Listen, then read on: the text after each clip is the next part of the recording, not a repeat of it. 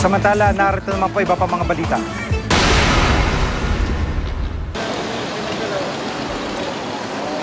Nang dahil sa basang kalsada, isang rider ang sumalpok sa isang taxi sa panulukan ng Aurora Boulevard at Potsdam Street, Barangay Silangan, QC, pasado alas 2 ng madaling araw kanina. Kwento ng taxi driver na si Armando Casiano, pa-U-turn daw siya nang mangyari ang insidente. Mag-U-turn po sana ako dito kaso may mas mabilis po na nauna sa akin, inahan po ako na ano. Kaya napapunta po ako dito. Tapos nang paghinto ko po dyan, nagulat lang po ako din. Nasadsad na po siya dyan sa ano, bago sumalpok, pero tumba na po siya dyan papunta sa taxi. Paghinto ko po dyan, siya madanda na po yung takbo niya, tapos bigla na po na natumba, tapos pagtumba niyang gano'n, nasadsad po siya dito papunta sa taxi.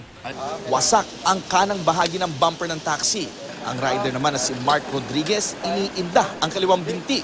Nabigla po ako dito, sumulpot.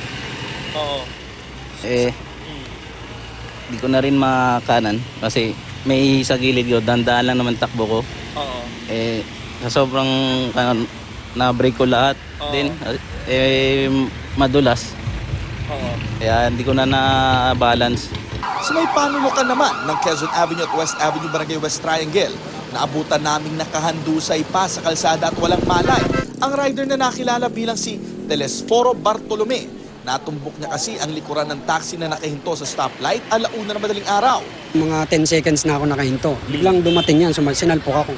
3 ang sakay ng motor, ngunit ang driver lamang nito ang nasaktan sa insidente. Ayon sa responding tauhan ng MMDA. Oy, sabi daw ng angkas po, nakainom daw po. Tinakbo ang sugatang motorcycle riders sa ospital. Jay Sabale, GMA News.